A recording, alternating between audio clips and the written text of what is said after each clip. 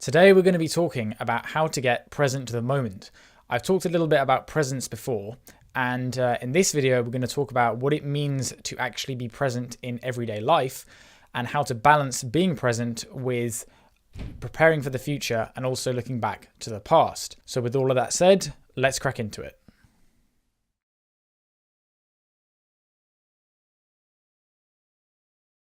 So why is presence important?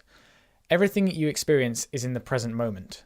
When you experience what we call the past, this was actually a series of events that you experienced in the present.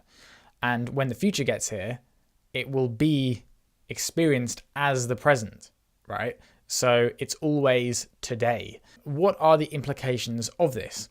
Well, for one thing, it means that if you are excessively thinking about the past or about the future, whether this is rumination, regret, or a kind of excessive nostalgia and romanticizing your past experiences, or whether this is worry, kind of fantasizing about the future, or even delaying your happiness or enjoyment of things too much in a way that is detrimental to your well-being, then you can actually miss a lot of life itself. It can also inhibit your ability to focus on whatever task you're doing in the now. Presence can also be thought of as how you interact with the world when overthinking begins to subside.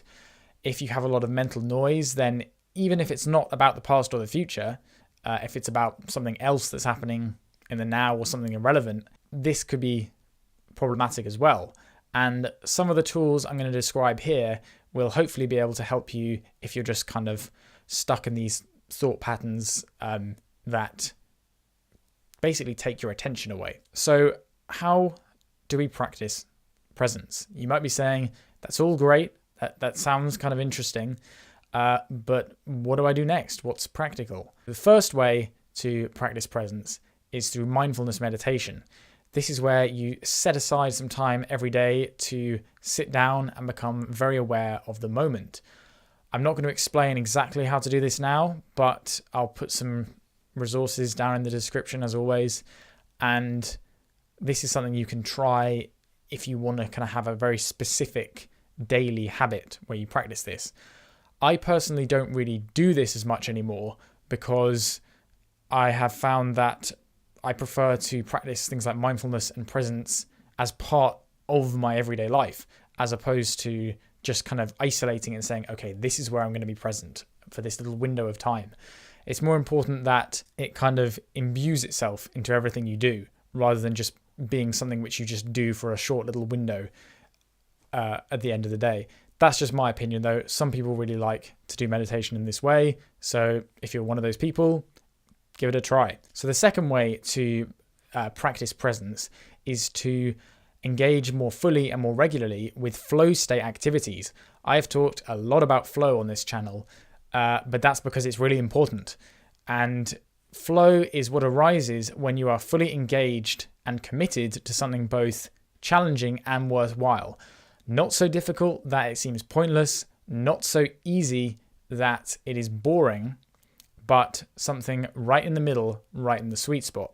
And this is where growth can occur. You can actually build skills, build your ability to perform a task in a certain way. What happens here is if you were to imagine, say, a rock climber, then if the rock climber is constantly thinking about all this other stuff, what happened years ago, what he's going to have to do tomorrow, he's not going to be able to actually climb up the rock face safely. So things like rock climbing, learning a sport, a musical instrument, learning to write, learning to read, just virtually anything can be an opportunity for flow to emerge and for your attention to become more deeply focused on what you're doing in the now.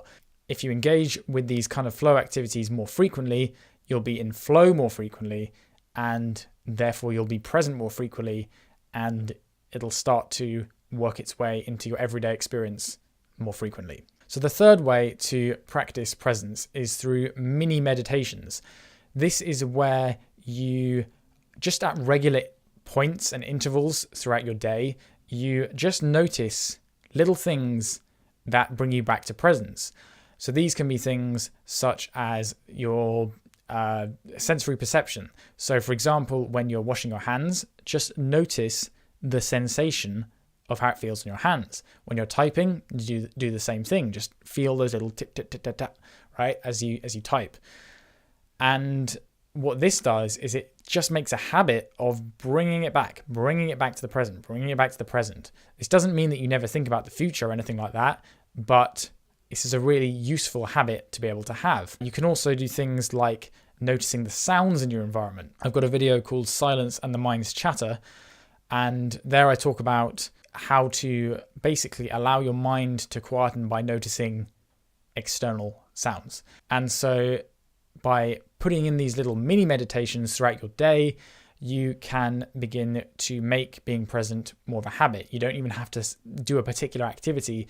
It's just like when you're waiting in line, when you're walking in the park, whatever it is, use this as an opportunity to do a little mindfulness meditation on the go. An important point to remember here is that you aren't going to necessarily be perfect at this right away. It takes time to build any kind of skill. If you want to be a master craftsman, you're not going to be able to get to that point without a long time of practice. However, just because it might take a long time to get really present or good at something doesn't mean you can't start to make little changes and see small incremental improvements as you go along. The point of this is that it is a process. It's something you can improve at over time, and you can see results, but don't expect huge gains instantly, right? That's a form of impatience. So now I'm going to talk about whether we always need to be present. Although it is important to be present, in my view, it is important that you know how to plan for the future as well. Because if you don't plan for the future, you can't really make any progress in terms of things like your career, any projects you're working on, how you want the next few months to go, what kind of things you want to set up for yourself for further down the line. And this is very important. It's important to plan for the future. But planning for the future is best done when you are able to focus on it and be present with it, right? If you want to set aside some time to go, right, here I'm going to work out what I'm going to do next month or the next month. If you can be present with that, it's more effective and you'll get it done faster as well. You're more clear thinking in these moments. Simultaneously, it can also be good to enjoy looking back on past experiences and reminiscing about them. This could be with friends or looking back on good memories. And there's not really anything wrong with that, so long as it doesn't become the dominant way of being. Because if you're constantly looking back and thinking, those were the days, those were the glory days, those were the best years of my life, or whatever it was, if you're training your mind to do that, then it becomes self-fulfilling and you actually inhibit your ability to enjoy the moment because you're looking back. Another thing to remember is that we can also distort our memories and remember them as better or worse than they actually were. So that's something else to keep in mind, but I might make a different video on that when I've done a bit more research onto it. Also, it is important to be able to learn lessons from the past. Don't obsess about past mistakes. Instead, I have found it more useful to look back on any times where I think I could have done things differently and try and use that information to help me further down the line, right? So instead of going, oh, I made this mistake, I made this big error, it's all so terrible, why not extract the lesson and then use that going forward? That's a lot more productive in my view.